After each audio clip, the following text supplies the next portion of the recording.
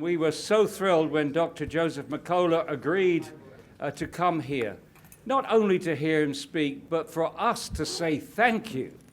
Thank you. Dr. Mercola has done so much to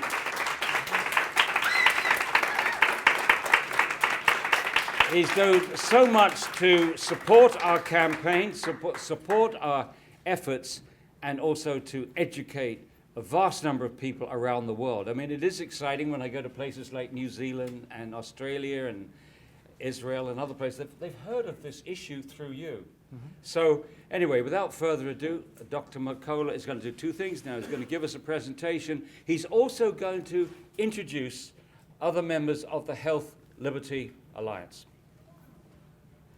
Okay, well, thank you, Paul. Is my mic on? All right, great. So I'm delighted to be here and with some really highly committed and dedicated individuals who are making a dent. And I'm wondering if you'd like to hear about my history first. Would you like to hear that? Put a frame on it? Okay, so in 1985, I finished my residency in family practice and became board certified. And then I, for a quarter of a century, so I've seen about 25,000 patients. I was actually the chairman of family medicine at my local hospital. But you know what? None of that stuff taught me how to take care of people. Oh, is this mic not on? They're both on? Yeah, oh, yeah. oh, okay, okay, that's good. Or could I speak in here? You can too. Okay, that works. Okay, good. I'll put this one over here. I'll just go over there. So none of that gave me the information I needed to take care of people. So the solution, I was motivated by my patients, who are the greatest teachers, of course, and I started to go to events like this around the country. Where every weekend I was pretty much in some different city trying to learn how to take care of patients. And eventually, after attending enough of these presentations, it started to click. I started to understand it because there was like-minded physicians who really were pioneers. And actually, the last 2 days, I was in Virginia with a bunch of these innovators and pioneers in integrative medicine. And they taught me these principles. So I applied them and it worked. And then I started seeing people from all over the world, actually. And then I realized that it was a sort of a limited possibility of reaching people because could only see tens of thousands of people. So I said, more people need to know about this. So I started my website in 1997 and said, I have an opportunity to reach tens of millions of people now. And actually, that's what's happened. And because of learning this information, I actually was awarded a fellowship in the American College of Nutrition.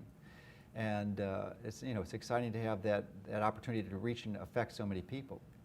So, and now our website, I think last month we had almost 30 million page views, and I think 7 million unique visitors. So we're making a dent, and we're having an opportunity to touch people's lives. And Ellen shared with me shortly before, a few moments ago, that even one of your coordinators in New Zealand, Mary Byrne, who had read my material 5 years ago, had asthma for 40 years. And she tried the recommendations, and you know what? They worked. So she's off of all her drugs now, and it made a difference. So, and I'm going to share some of those. Would you like some of those principles? I'm going to share that in a little bit. But first, I want to give you the history of my interaction with fluoride. And fluoride is one of the areas that a lot of people really weren't. We've known about some of these other issues for a long time, like mercury and other toxins. But fluoride was sort of under the cover, and I really wasn't aware of it until like the late 90s. And I think through a person, Corey Murmer, you know Corey, right? Yeah. So he introduced me to Paul, and I've known Paul for about 15 years now. But 3 years ago, a little over 3 years ago, June of 2011, I was working with my team, and we were realizing that it's important to educate people, give them information, right? But you know what? A lot of times we're up against rules and regulations and policies that make implementing that information almost impossible. So we decided to focus our efforts on target, like a rifle, for specific groups that we could hopefully make a dent on, and we have. And one of those, but actually, before that, You know, the reason we did that is because we knew that if we could persisted with this, that there would be light at the end of the tunnel. Is that on the web somewhere? I don't think so. It needs to be. So 3 years ago, we formed the Health Liberty Initiatives, and one of the initiatives was fluoride. And you know, obviously, we teamed up with Paul since he's the best person and advocate out there. But we also are working with genetically modified, or actually, GMOs, to label GMOs with the eventual intent of eliminating them, like they do in Europe, giving people the freedom of choice to do that. And we have had one success, actually multiple successes, but this is probably the biggest. Last year there were 2 counties in Oregon that banned GMOs. Wow. Totally banned. And one of the most instrumental people for doing that, well, there's a number, but really the key catalyst is in the room today. Would you like to meet him? His name, have you ever heard of the Organic Consumers Association? Yes. Well, Ronnie Cummins, the activist from the 60s, student for the Democratic Society member, is here. But did you bring a beret, Ronnie?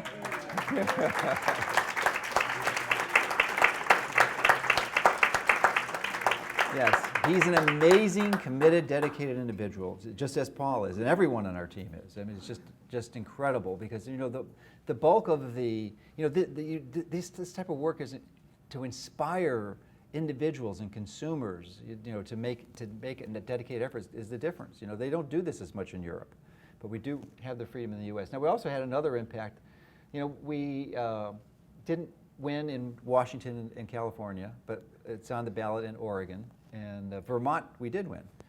So we're making a dent. Eventually, it will be labeled. There's just no question. So that's a victory. I believe fluoride will be a victory. And Connecticut was a victory, right?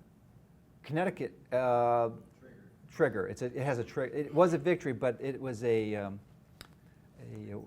sort of an asterisk on it because Two other states. Yeah, to have 2 other states because they didn't want. They're afraid that Monsanto's going to sue them, and because they threatened to sue other states. So, you know, we're up against some big guys. They've been around for a while. So, and this was a victory. Yes. This was a victory. Portland, the largest city in the United States, is not fluoridated. You know, and it's a great example. The experts said we need it, but the people knew better because of people like you.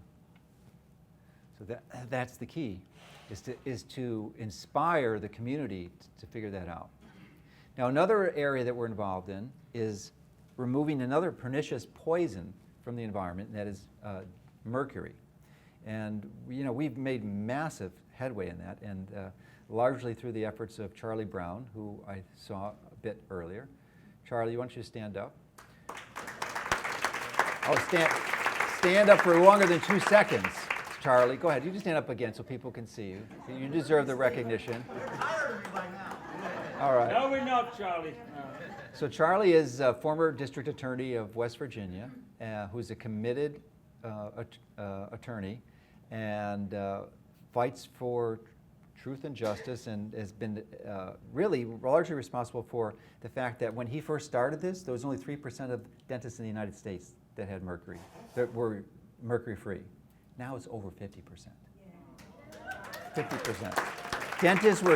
Dentists were going to prison because they were mercury-free. You know, he changed all that, and he was a real catalyst for it. And he's also worked with the World Health Organization to establish treaties that were signed, and the U.S. is one of them, to ban mercury by 2020. And there's no real teeth to enforce that, but we're in the process of motivating public support to not embarrass the United States by reneging on the treaty. And then, the first 3 I said we've made progress and we will win. This one is a challenge. This is a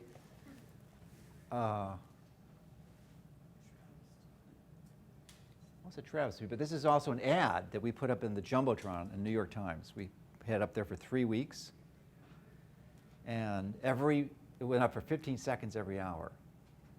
And we got a lot of publicity from it because the president of the American Academy of Pediatrics and didn't like it, and they were all saying, you can't have that up there, we're telling people that it's dangerous, and all it says is know the risk.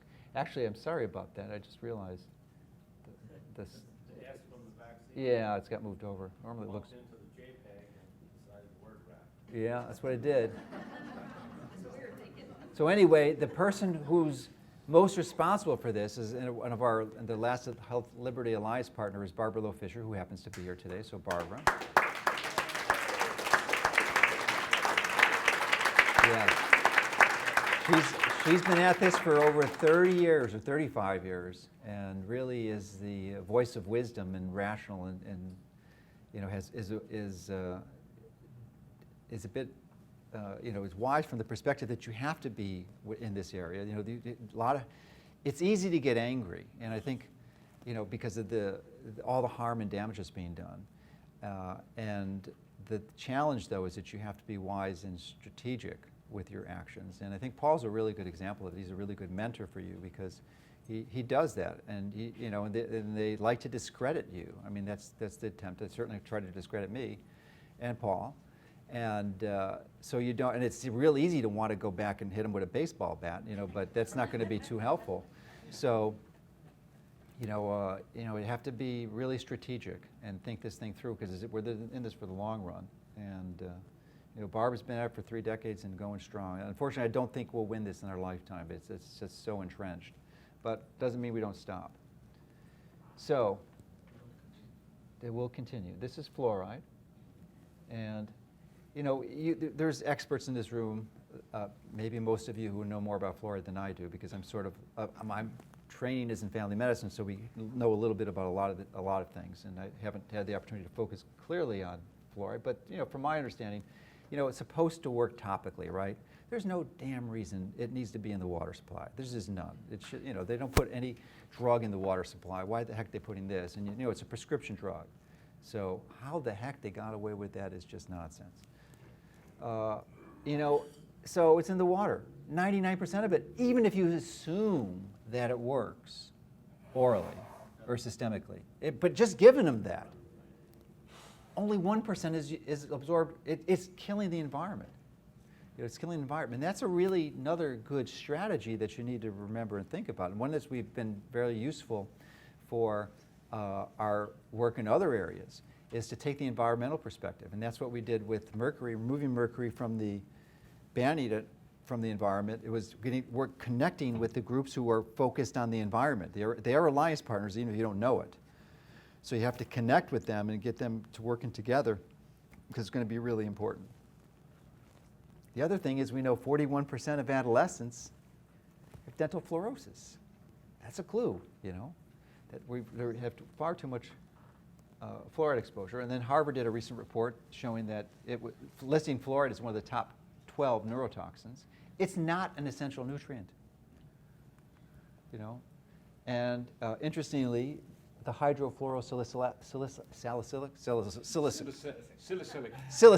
salicylic acid is a byproduct of making fertilizers, the phosphorus, you know, which is crazy because there's just almost no reason to use chemical fertilizers.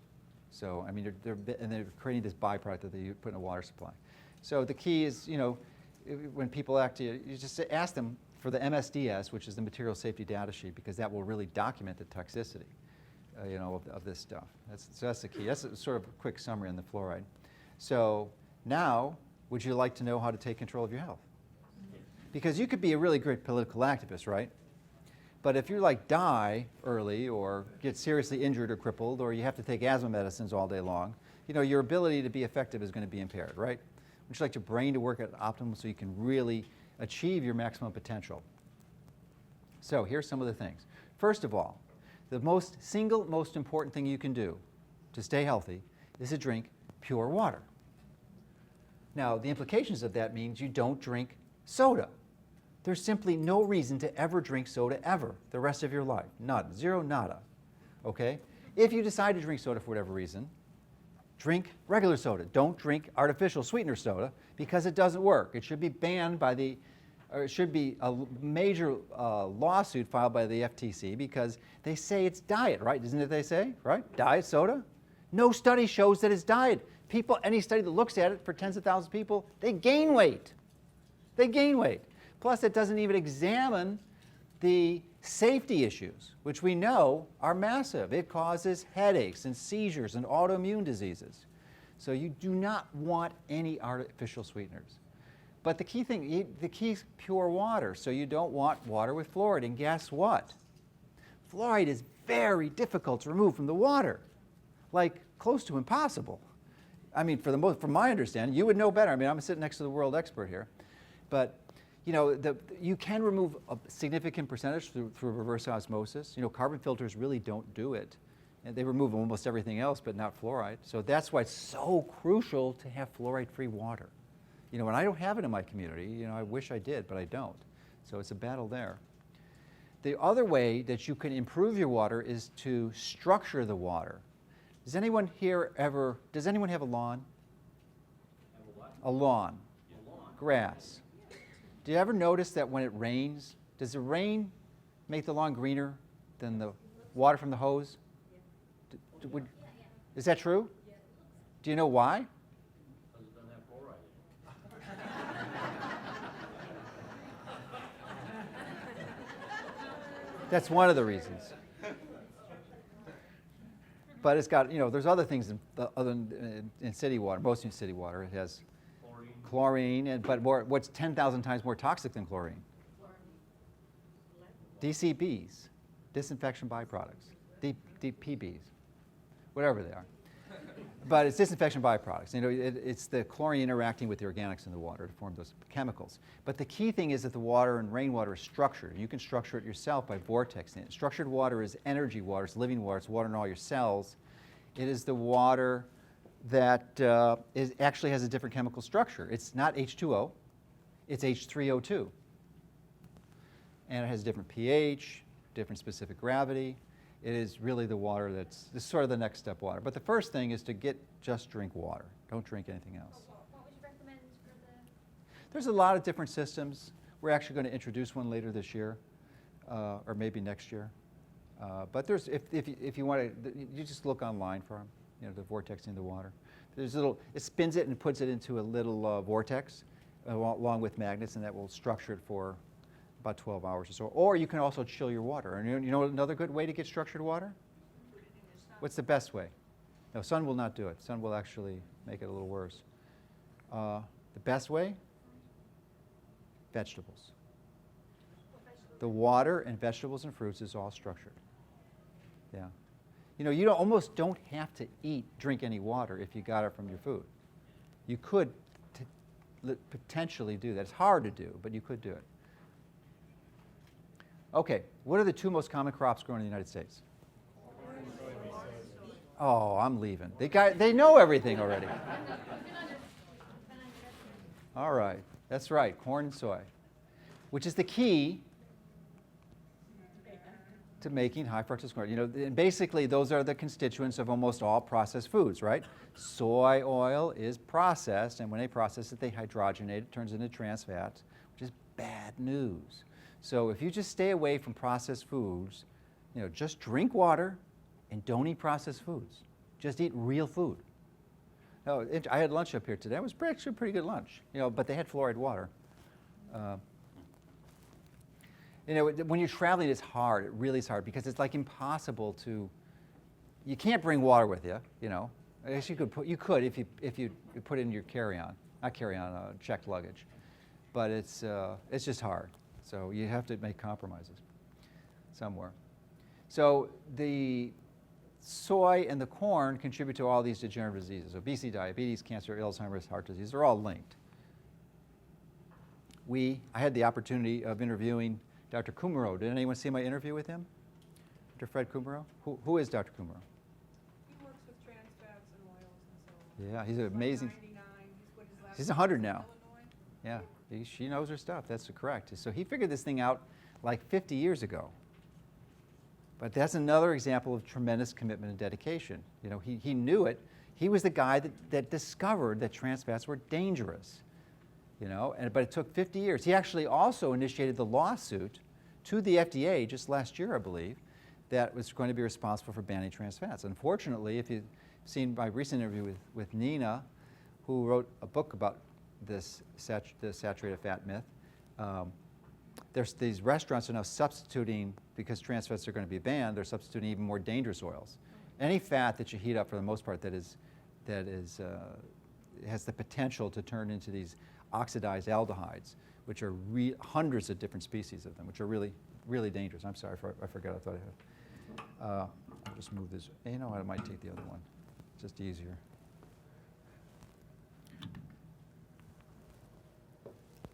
So you also want to, if I believe meat is, you need some meat. I don't eat a lot of meat, but I think you need some animal products. But when you eat animal products, they really need to be clean. That means no CAFOs, confined animal feeding operations, which are not only inhumane, but are producing food that are really not fit for human consumption, because they give them antibiotics, extra hormones, the glyphosate is loaded in there. It's bad news. So it's the option. How about growing your own food? How many people here grow their own food, aside from Ellen? Okay, let's raise those hands high. That's pretty good. That's 50%. Congratulations. Chicken eggs are good. Yeah, chicken eggs are great if you have the time to do chickens. I'd like to do chickens. I'm very tempted to, but just haven't been able to pull it off yet. So this happens to be one of my new passions.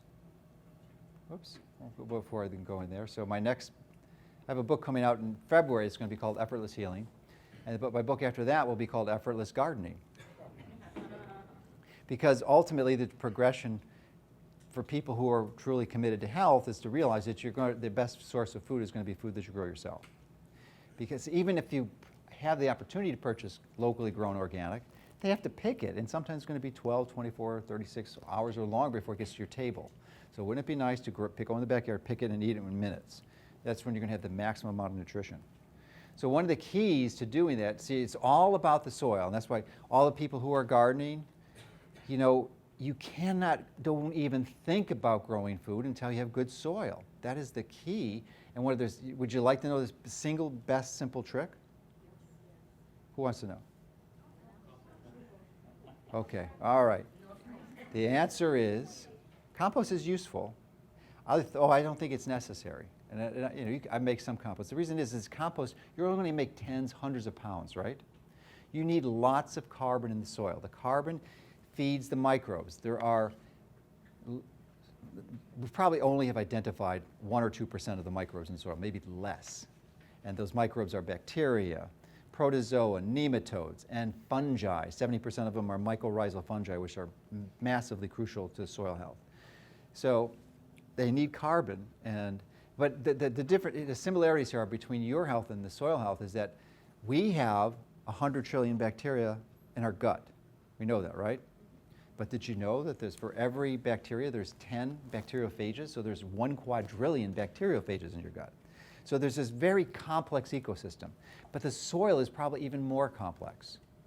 And you really need to feed it properly. And most everyone has not been feeding their soil. So the best way is the way I learned from a person named Paul, and I forget his last name, but he's out in Washington. And some of you may have seen the video Back to Eden. It's really great. I mean, I got truly inspired after watching that video. And it's wood chips, or basically mulch is the generic term to use. Wood chips to cover the soil. The soil has to be covered. You can cover it with cover crops. If you're into farming, you can use cocktail cover crops. Dozens of different types of plants that are growing that will feed the soil too. But if most of us at gardening aren't going to be doing that because we have limited space, so we cover it with mulch. Doesn't have to be wood chips. They happen to be waste products. So most places they put in a landfill and they create methane and cause problems with the CO2 and methane, greenhouse gases. So you just take the wood chips and you put it on the soil. Especially now is a good time to do it because winter's coming for most of us, and the wood chips are insulators. So if you put it on like 12 inches or so, and get a good pond. You can just call your local tree cutting services and you can get the wood chips for free typically. And put them on 12 inches, and then over the winter, it will keep the ground warmer. It won't freeze as much, so that microbial life will flourish, and you'll feed the earthworms, and earthworms create vermicompost, which is the best compost. I don't think many people would dispute that, but with compost you have to create it, you have to pass it, you till it in. But the vermicompost is made there. You could literally make tons of this a year if you just feed them, and all they want is wood chips. That's it. It's so darn simple. And you have to irrigate. There's no weeding. It's really great stuff. So if you don't have the land or the time or the interest, you could grow your food at home, and you can do it with sprouts. There's a number of different sprouts. Sunflower is probably your best bet.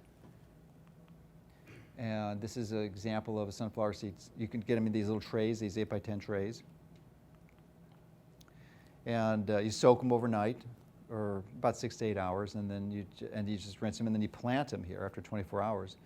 And literally within a week to 10 days, you've got something you can harvest and eat. Now this is wheatgrass. You don't eat wheatgrass, but you can juice it, and then the sunflower sprouts are on your left. Oh, on my left, your right. Okay, this is a picture of me in high school. It's an old picture. It's when I had hair. No, what is the best way to get a six-pack? What's that? Go to the liquor store. Liquor store. That's one way. That's the easy way. This guy is sharp. Well, you would think, most people would think it'd be exercise, right? But only 20% of it is due to exercise.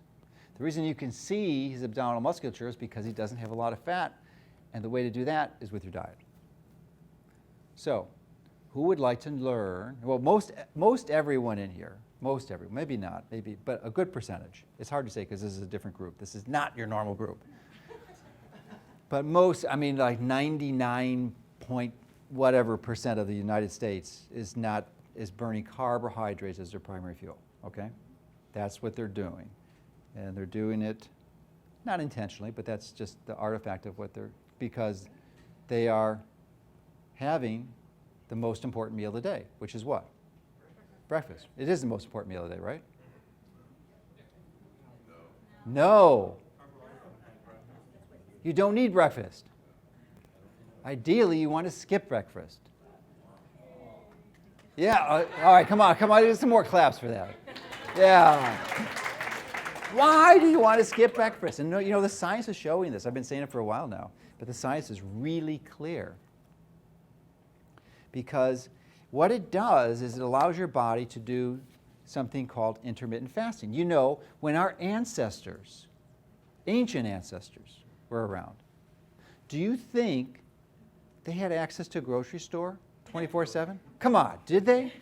You think they ate meals 3 times a day and snacks? Or do you think they feasted for a while and then other times they didn't eat for a long time? And that is the majority of human history, right? So do you think there's a possibility, just a slight possibility, that our genes are adapted to that type of eating? Or do you think they might be adapted to processed foods over the last 100 years? What do you think? And me eating 24/7. Literally 100 years ago. That's not that long ago. People didn't, and even today in many parts of the world, food is an issue. They don't get 3 meals a day. So our genes are clearly adapted to that. And one of the easiest and simplest ways you can do is to skip breakfast. That's the easiest way. So you want to give your body a rest period where you're not eating food. So it will, because your body stores sugar as glycogen in your liver and your muscles, and it only stores it for about 12 hours. After 12 hours, it's depleted, and you have to have fuel to burn. So your body switches over. With time, it adapts so you can reawaken these enzymes, these lipase enzymes, to burn fat. And so you could wake it up your system to burn fat for fuel. And the simple thing to do is to avoid eating breakfast, but not eat any food for 3 hours before you go to bed. 3 hours. And actually, you're not skipping breakfast. You're just delaying the introduction of your first meal to after 12. Because your lunch, supposedly if it's after 12, it's lunch, right, is really breakfast because you're breaking your fast. So you don't want to do this like all at once. It takes usually a few weeks to build up to it. So but you can easily stop eating 3 hours before you go to bed. That's simple. And then when you wake up, you sleep for 8 hours, you already got 11 hours. So you only need 4 or 5 more hours to go without food. And initially it becomes hard because you're depleting your glycogen levels and you'll get hungry. But eventually, at 7 o'clock you might eat breakfast, then maybe 7:30, 8, and you gradually extend it to the point of 12 o'clock. And then at 12 or 1, you eat your first meal, and then you're fine. And you don't have to do this forever. You just do this until you get rid of your insulin resistance, which most everyone has, and you wake up your body's ability to burn fat. How do you know if you have insulin resistance? How do you know? Blood sugar drops? Was that me? No, it was you. How do you know if you have insulin resistance? Yes. What's that? That's a very good reason. That's one of them. There's 5 reasons. That's one. You have extra weight. You're overweight. 2/3 of the people in the U.S. are overweight. So that's a lot of people. That's the biggest one. How else do you know? No. You have high blood pressure. Has anyone ever heard of people taking statin drugs with high cholesterol? That's caused by insulin resistance. It's not a statin drug deficiency. Or you're missing a big one. What's the other disease? Diabetes, right. Absolutely, diabetes. So those are the big things. The big food, and the emerging one is Alzheimer's. This is an epidemic. So it's all by insulin resistance. So you can eliminate the insulin resistance, and it works. This is the coolest thing because when your body craves sugar, you're really only adapted to burning sugar. You've basically down-regulated your fat-burning enzymes by insulin resistance. Then you have cravings because when your sugar depletes, you get hungry and you've got to fill those tanks, and you can't burn the fat that you have. Even though you might have 200 pounds of fat, most of us don't have, but 10, 20, 30 pounds, then you can't access that stored fuel. So you're going to have cravings, and this is exactly what you'd expect.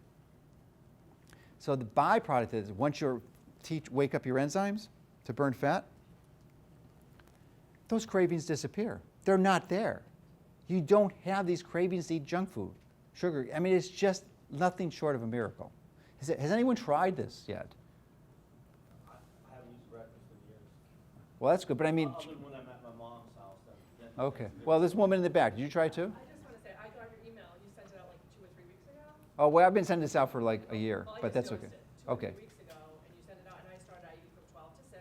Yeah? And I have no cravings. I'm not hungry. I feel amazing. I mean, I'm just flabbergasted by it because I definitely have insulin resistance. Okay, well, thank you for that testimony. I'll give you your prize at the end. So. That really does work. I mean, I've never saw this one before, but really, it's amazing. Clearly, I've been practicing medicine for over 30 years. I have never seen anything as powerfully and consistently effective as this. It's almost never fails. It's only in the implementation. Yes? Don't you encourage, though, eating real natural fat to also promote satiety? No, you can eat any food you want.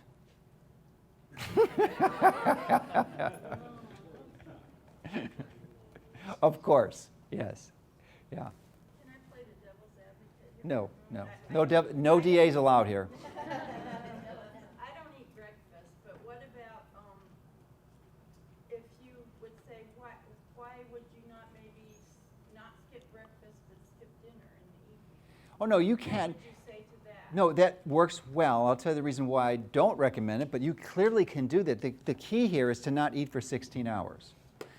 And it's important to realize that eating is a social event, typically, right? Ideally, it's a social event. How many people eat breakfast alone? Like most everyone, right? So you're missing that aspect of it.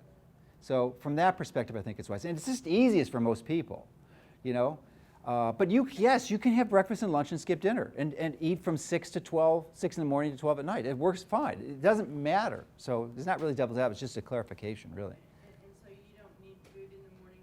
No.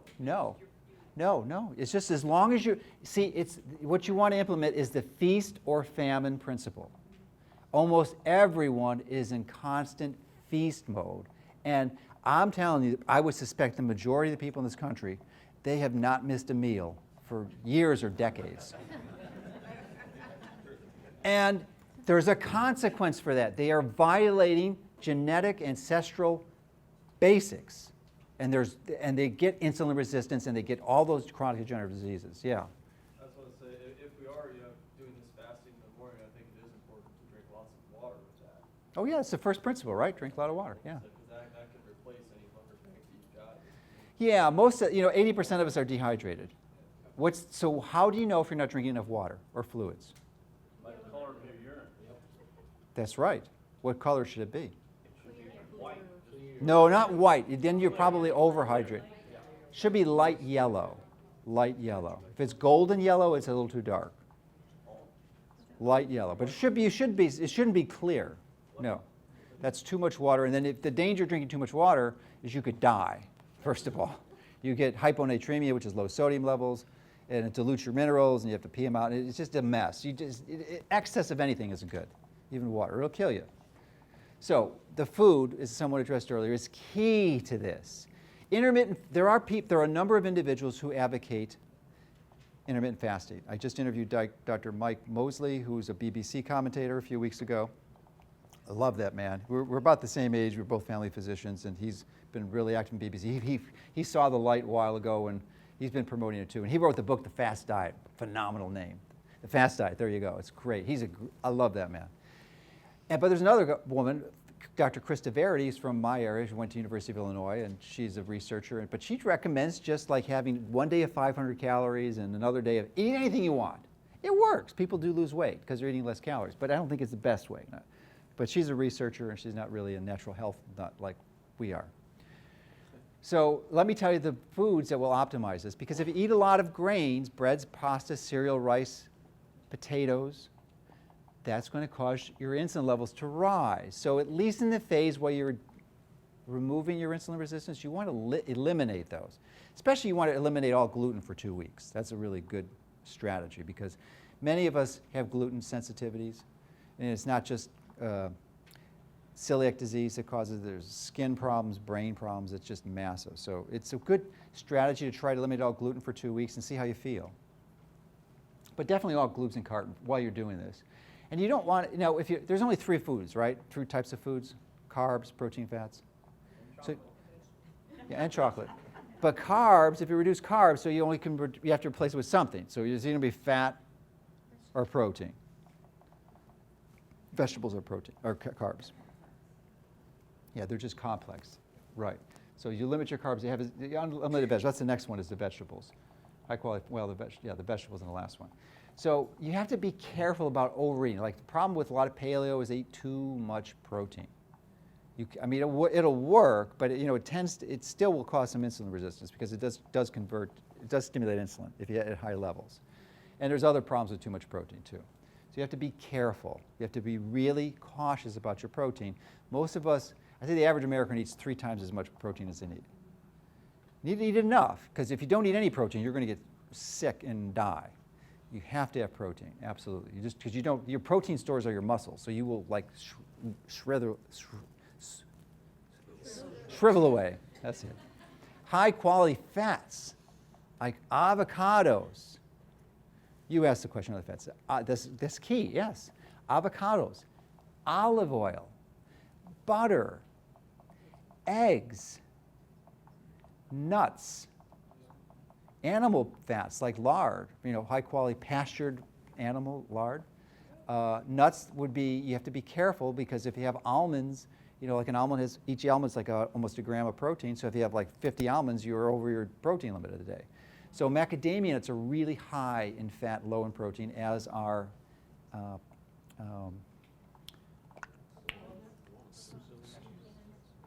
pecans. That's it. Who said pecans? That was it. It was pecans. It was pecans and macadamia nuts. And then as many vegetables as you want, essentially unlimited. You can't, it's almost very difficult to overeat vegetables. I tried at lunch today and I couldn't do it. And my team will document that. My plate was like this high. It was like with vegetables, but it was because why? Because there's so much fiber. It takes just too long to chew, and it's not calorie dense. Vegetables are not calorie dense, but we all need vegetables. We need highest quality vegetables you can possibly get. That's why I think you should grow them yourself, and it's a really effective way to lower your grocery budget too. Well, I wouldn't recommend a lot of fruits initially while you're in the process of trying to achieve fat burning for fuel, for burning fat for fuel. So yes, you can, I mean, fruits are great. Once you achieve that state and you're at your normal body weight, you have diabetes, high blood pressure, high cholesterol, then I think you should regularly have fruit. Fruit is a magnificent food. You just have to be careful to use it in moderation and use it when you have the ability to regulate your calories well. This is a patient of mine. I don't see patients now. Stopped, as I said earlier, to commit full-time to the internet. But he was one of the last patients I saw. His name is Jeff, 35 years old, and has Cushing's disease, not Cushing's syndrome, which is a pituitary tumor that makes too much cortisol, stress hormone, that will kill you, dead. So before he saw me, he went to the University of Chicago, and the surgeons sought to save his life. So they did surgery, and guess what happened with the anesthesia? They transected his spinal cord. Oh my gosh. So that means he's paralyzed from the waist down. But wait, there's more. The neurosurgeon clipped his optic nerve. So he's blind. He's blind and paralyzed. And he should be rich. I think with you. You are, is he like one of your top guys, Paul, or what? He beat fluoridation in Wichita. Everyone give him a standing hand for that, man. That's great. That's great. Congratulations on that one. I don't know. I didn't go into it, but I think when I saw him, it was relatively recent. So obviously, malpractice cases take a while. I just finished one last week that was started 21 years ago. So they can go on for a long time. So he may not be rich yet. But what was he doing? He was exercising. So I figure if Jeff, who's blind and paralyzed, can exercise, what's our excuse? Right? How can he exercise if he's paralyzed? He was using his arms. Yeah, he didn't have. Yeah, that's the only thing he had. The only thing he could. But you got to be careful on your exercise. Why are 90% of people exercising improperly? Did you know that? Did anyone work out this morning? You did? Did you go to the gym? No, just No? in In the room? Who went to the gym? Did you see people? Did you use the cardio equipment? No, I just do. No, the person behind you. Yeah, You did? Okay, you can leave now. You can't tell when your blood pressure goes up. No. This is the key. Most people are using cardio aerobics, okay? You don't want to use this equipment. Or aerobics. Would you like to do something that's better that takes 75% less time? Who's interested in that? Oh, it's not enough people. I'm going to skip it. So I started exercising in '68. I read Ken Cooper's book, who coined the term aerobics. He invented that term, okay? He's a colonel from the United States Air Force and helped develop the astronauts' fitness program. And this is me with hair. In my marathon days, foolish marathon days. And I actually ran a 2:49 marathon. So, but that's not what I'm recommending to you to do. I just want to tell you I was stupid at one time too. So, foolish might be more accurate. So the marathoner is on your left. Do you want to look like him or the sprinter? Yes. You got it. You don't want to do long distance aerobics. So I've met an individual, Phil Campbell, who introduced me to his sprint day, which we renamed Peak Fitness. But the principles are valid because what he taught me is that as you approach the age of 30, your levels of human growth hormone drop dramatically. It's kind of like the equivalent of menopause in women, except it occurs much earlier. It occurs in men and women. And it occurs because it just happens. It's normal because most of us stop moving. But our fast twitch muscle fibers are responsible for producing the growth hormone, not the slow. And the slow is what you use when you do most strength training and cardio. You don't exercise your fast fibers. So by doing that, you can cause growth hormone to come back up too. And you can radically reduce your amount of exercise time. And you can still do cardio. It's not like it's like well, it can be dangerous if you overdo it, you know, but you don't need it. It's unnecessary. It's just, in my view, a waste. So this is an example of me doing it. You can do it on any type of exercise. I think elliptical is the most efficient because you're using your legs too, but you can use it on a recumbent bike. Basically, warm up for 3 minutes, slowly, and then you go all out as hard as you can for 30 seconds. Doesn't seem like long, right? 30 seconds, that's it. And then you ideally, you want to get your heart rate up to 220 minus your age. And you only do this 2 or 3 times a week. This is not an exercise you do more than 3 times a week. And I only do it twice a week. And I only actually do this once a week. I do something else I'll talk about in a moment, once a week. And then, as I said, you do it for 30 seconds, and then you rest for 90 seconds. And then you're tired. Because you do that 8 times. That's why we call it peak 8. And you build up to it. The first time you're doing it, you're only going to do it once or twice, and you kind of work your way up. But again, you never do it more than 3 times a week because your body needs to recover. It's so much energy intensive that if you don't recover, you will hurt yourself. As I said, you can also do it on a bike. But what's probably even more important is what everyone's doing now. What are you doing? Sitting. So stand up, will you? Stand up. You know, most of us sit 8 hours a day. If you have an office job, you are sitting 13 hours a day. All right, you could sit down now. Feels good, though, doesn't it? You are sort of way stand up if you want. If you want to stand up, just go to the back, though, so people can see through you. But I'm telling you, this is key. This is absolutely key. This is a recent appreciation that I've had, that you just have to stand. And stand-up desks are great. They really are. They're a way around this.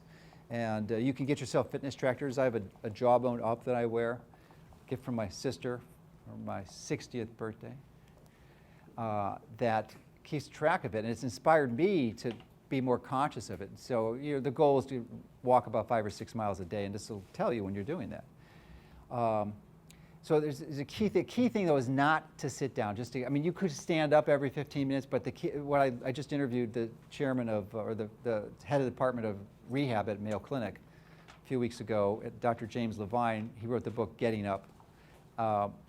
And he convinced me that you ideally should be walking or moving 10 minutes every hour. You should never sit more than an hour.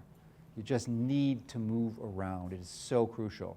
And even if you're super fit, if you're a professional athlete, a competitive, Olympic gold medalist, if you're sitting 16-hour days, you're killing yourself prematurely. The evidence is really, really clear.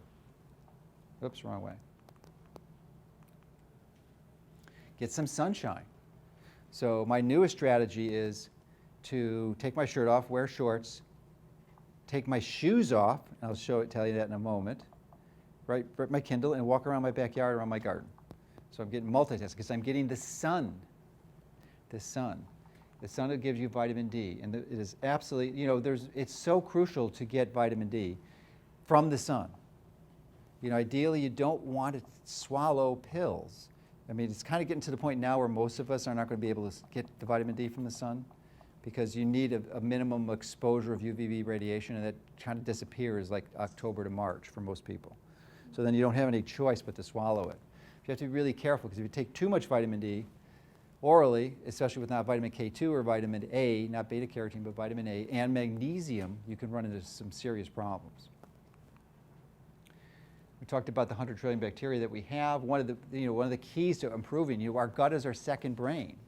We've got our first brain, we've got our second brain, and there's actually more connections from our gut to our brain than from our brain to our gut. And they make more neurotransmitters than the brain does, like serotonin. So the key is they're crucial. They're one of the primary controllers of our immune system. You don't want to get a flu shot, right? Who wants to get a flu shot? No, you want to optimize your gut flora. That's going to be healthier. You could totally beat this just without any of that nonsense. It helps you detoxify. It makes B vitamins and K2. B12, digestion, depression, and anti-aging. So optimize your gut. How do you do it? What's the most important thing? Pure water. What's the most important thing? Oh, now you got it. Boy, I even give you a clue and you missed it. No sugar. You can eat all the probiotics and fermented foods you want. If you're eating a lot of sugar, it ain't going to work. What about fruit juices? What do you think? Who said that? Oh, you said it. Different kind of sugar. I think it's good for you. Paul, you got to take away his whatever you give him, certification. He's wrong. Out. You were wrong in this one, sir. No, I'll tell you what. But thinking just like you are. What? A million years ago, if They did. if the caveman saw an apple on a tree. Did he have fruit juice? He ate it. Well, it's full of juice. But No. You said fruit juice. I didn't say. You said fruit juice. Okay, but the same thing. No, it's not. They are completely different. Fruit are fine. And it's not. And most of our fruit now are highly hybridized. They are not the fruit your ancient ancestors were eating. They were not the sweet 2-pound apples. I can assure you they weren't. Completely different, very tart, not much sugar. But even they probably would have been, as long as you have the whole fruit with the fiber so it doesn't spike your blood sugar. And what else do fruit juices have that's toxic? This is a gold star advanced question. No, you don't buy. Fruit juice. Nope. What's that? No, you're not going to get it. It's methanol. Methanol, yeah. Methanol is bound to pectin in all fruits and vegetables, okay? The moment you separate it from the fiber, it comes out. The longer it's canned or separated, the more methanol there is. Methanol is a neurotoxic poison.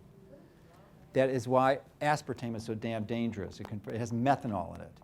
Methanol crosses the blood-brain barrier and turns to formaldehyde, which decimates your DNA and your proteins. What about substituting xylitol for sugar? That's a sugar alcohol. It has its own problems. It's one of the safest sugar alcohols. In higher doses, it's okay. I mean, higher doses, it causes loose stools, and it's a laxative. But, you know, Methanol, the fruit or the fruit juice? methanol's in the fruit juice. It's in fruit, too, but it's not an issue because when you eat the whole fruit, it's bound to pectin, and it just goes right through. What about stevia? Stevia is a South American herb used for 1,500 years, and it's good stuff. I like it. Some people don't like the aftertaste, but there's lohan, monk fruit, M-O-N-K, monk fruit. It's another one. So no sugar, because it will cause the growth of pathogenic disease-causing bacteria, fungi, and yeast, which you cannot control if you're feeding them sugar. What else is close to sugar? Fruit juice, bread, pasta, rice, cereal, potatoes, because they convert real rapidly. Not starchy vegetables. That's not those. Even though technically it's a sugar, it's a very complex sugar, highly difficult to break down, slow releasing. So I wrote the book, The No Grain Diet, which was way ahead of its time. New York Times bestseller 10 years ago. And we'll repeat that next year with Effortless Healing. So no grains, because I said they're like sugars. The sprouts, vegetables, you have to feed them, so you want to feed them complex carbs. And fermented vegetables. Fermented vegetables are particularly useful. If you don't get fermented vegetables, you could use probiotics. But you want to make sure one is a high quality one with multiple strains and high potency. Now, we have one of the highest potency, highest quality probiotics on the market. It's actually one of our best products. I mean, it really is phenomenal. I'm not just saying that because we make it. It just is. It took us a long time to put it together. But in one bottle of the highest potency, highest quality probiotics, there are more bacteria in 2 ounces of properly fermented vegetables than a whole bottle of our 100 bottle of our probiotics. So you can get massive doses with fermented vegetables, and it's basically very inexpensive. And they also, if you use the right starter culture, like we have a starter culture we use to develop this, vitamin K2, it also has vitamin K2, which you get for free. And normally it's an expensive supplement in the order of like $2 a day. The other thing I referenced or alluded to, what I do in the backyard when I'm working or just walking, is taking my shoes off. Because if I was wearing shoes like this, or like every one of you, those soles are insulators. Well, it's great that you don't have shoes on. I would prefer not to wear shoes either, but the problem is you're not grounded yet. because you have to be connected to the earth, and I can assure you this synthetic carpet is not. Even, most buildings are not. If you had a concrete floor that was grounded into the earth, it would work, but most buildings are not grounded. You have to get outside. 5 minutes. Okay. So shoes insulate you from the Earth's free electrons. So that's why you don't want to wear them. Increases the zeta potential of your red blood cells, which causes them to disperse and causes your blood to thin, which is a good thing because you don't want a blood clot, which looks like this. So, fats for fuel. The best thing is intermittent fasting, right? Limit your carbs, minimal protein, high quality fats. Optimize your gut sugar, flora, no sugar, no grains, vegetables, fermented foods. So that will help you take control of your health. How's that for time, Paul? That's great. Time for questions? 2 or 3 questions, yeah. All right. Well, thank you. Thank you for your appreciation. We have time for a couple of questions. Okay. Before we do a question, the other members of my team that are here would be Steve. So Steve stands up. Steve runs Mercola.com, and then my sister who started my medical practice with me in 1985. So, Janet. Can I introduce 3 members here which are very important to one issue? The 3 ladies from Connecticut, please, would you stand up? Because they got the legislator to... All right. on the Congratulations. GMO. Thank you. I think I met him at lunch. And the additional bonus, she's doing intermittent fasting now. Yeah, there we go. Okay, questions? Couple. Ken?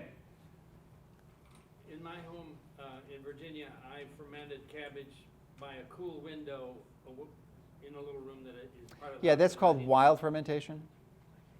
It was. Can we ferment during like now, Yeah, ideally fermentation temperature is 75 degrees Fahrenheit. 75? Yeah, Okay, but I in would the house. I would discourage against wild fermentation, which may take 2 to 3 weeks, and you're dependent upon the bacterial strains that are incumbent on the vegetables.